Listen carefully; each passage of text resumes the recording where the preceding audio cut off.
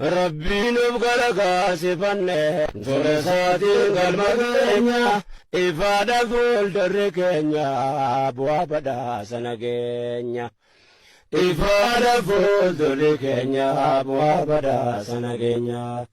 Dhalootaaf taana fakkeenya fedha isaatiin galma keenya ifaadha fuuldurri keenya bu'aa badhaasa nageenya. Ifaadha fuuldurri keenya bu'aa badhaasa nageenya. Dagaagsituu afaan keenya kunuunsa aadaa jireenya.